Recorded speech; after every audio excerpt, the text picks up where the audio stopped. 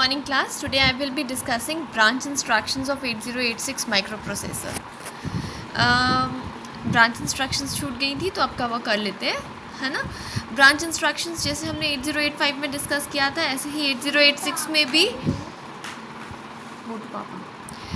दो टाइप की होती है, unconditional branch instruction and conditional branch instruction. Unconditional branch instruction पहले हम डिस्कस करते हैं। इसमें 3 इंस्ट्रक्शंस आती हैं, call, return and JMP jump. Okay, unconditional मतलब किसी कंडीशन के सेटिस्फाई होने का वेट नहीं करना। कंडीशन यानी कि carry flag set, carry flag reset, zero flag set, zero flag reset, ऐसे करके किसी कंडीशन के सेटिस्फाई होने का हमें वेट नहीं करना, किसी फ्लैग के सेट रीसेट होने का वेट नहीं करना और अनकंडीशनली ब्रांच ऑपरेशन परफॉर्म करना है। सबसे पहले इंस्ट्रक्शन है कॉल एंड रिटर्न। पहली 2 इंस्ट्रक्शंस जो हैं they are associated with the subroutines.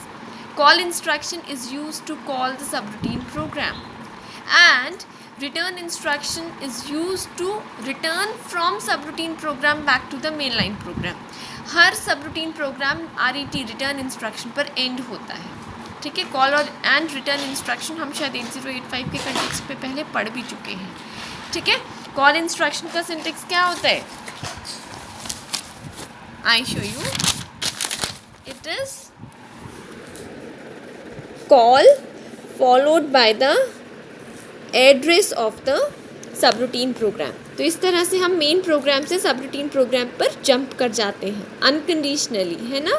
और हर सबरूटीन प्रोग्राम मैंने बताया कि रिटर्न इंस्ट्रक्शन पे ख़त्म होता है। तो जब रिटर्न इंस्ट्रक्शन एग्जीक्यूट होता है तो प्रोग्राम कंट्रोल सबरूटीन प्रोग्राम से वापस मेन प्रोग्राम पर आ जाता है। ऐसे ही jump instruction this is the third unconditional branch instruction. इसका सिंटेक्स भी यही होता है, जेएमपी जंप, और उसके आगे जिस भी इंस्ट्रक्शन पर जंप करके पहुंचना है उसका एड्रेस होता है। You can call it a target address, okay.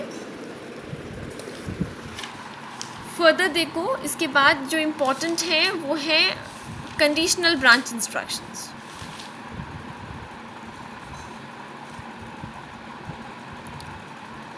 Conditional branch instructions जैसे कि टाइटल से आपको समझ में आ रहा होगा, कंडीशनल ब्रांच इंस्ट्रक्शन में ऑब्वियस है कोई फ्लैग हम चेक करेंगे, उसके सेट रीसेट होने पर हमें ब्रांच ऑपरेशन परफॉर्म करना होगा। सबसे पहले इंस्ट्रक्शन है, ठीक से नहीं आ पाया है, JC। आप अपनी बुक्स में देखना, सबसे पहली इंस्ट्रक्शन है JC। JC का मतलब होता है jump if carry flag is set. इसके बाद क्या आएगा, टारगेट एड्रेस। जंप करके जिस भी इंस्ट्रक्शन पर पहुंचना है उसका एड्रेस। तो jump if carry flag is set. Next है JNC, jump if carry flag is not set और से carry flag is reset. Third instruction है JZ, ठीक है, या फिर आप JE भी लिख सकते हो, सिंटेक्स यही रहेगा। JZ का मतलब होता है jump if zero flag is set, और JE का मतलब क्या होता है, jump if the 2 numbers which you are comparing are equal. जिन 2 नंबर्स को आप कंपेयर कर रहे हो इससे प्रीसीडिंग इंस्ट्रक्शन में, अगर वो दोनों इक्वल हैं तब जंप करो। बात वही है, 2 नंबर्स जिन्हें आप कंपेयर कर रहे हो जब वो इक्वल होंगे तो उनका डिफरेंस क्या आएगा, 0 के बराबर। और 0 के बराबर जब डिफरेंस आएगा तो ज़ीरो फ्लैग सेट हो जाएगा, समझे। मानो तुमने AL और BL के कंटेंट्स को कंपेयर किया, ओके। AL की वैल्यू भी 13H है और BL की वैल्यू भी 13H है। जब आप दोनों को कंपेयर करते हो तो कंपैरिजन में डिफरेंस निकाला जाता है दोनों का। तो 13H डिफरेंस 13H, डिफरेंस क्या आएगा, 0 आने पर ज़ीरो फ्लैग सेट हो जाएगा। तो jump if zero flag is set, ये एक इंस्ट्रक्शन बनी। और इसी के इक्विवेलेंट दूसरी इंस्ट्रक्शन है JE, jump if the content of the 2 registers are equal. Next instruction is JNZ. JNZ का मतलब jump if zero flag is not set. इसकी equivalent instruction क्या है, JNE, jump if the values are not equal. Jump if the content of the 2 registers are not equal. Equal नहीं है तो क्या होगा, ज़ीरो फ्लैग रीसेट होगा। Next instruction है JP, jump if parity flag is set. Parity flag set कब होता है? इवन पैरिटी के केस में, है ना। तो ये है jump if parity flag is set. इसकी इक्विवेलेंट इंस्ट्रक्शन है JPE, jump if parity is even.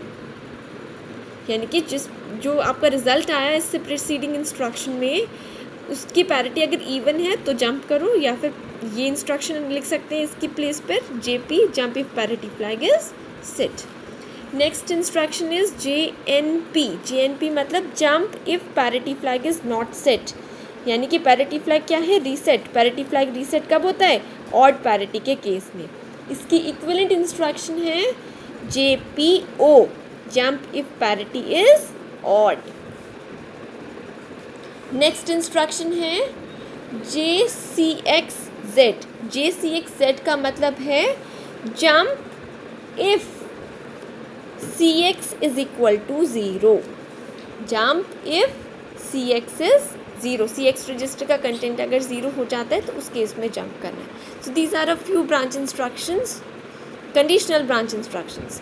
बाकी की कंडीशनल इन सारी ब्रांच इंस्ट्रक्शंस को रिवाइज करो। नेक्स्ट सेट ऑफ इंस्ट्रक्शंस कल के लेक्चर में डिस्कस करें।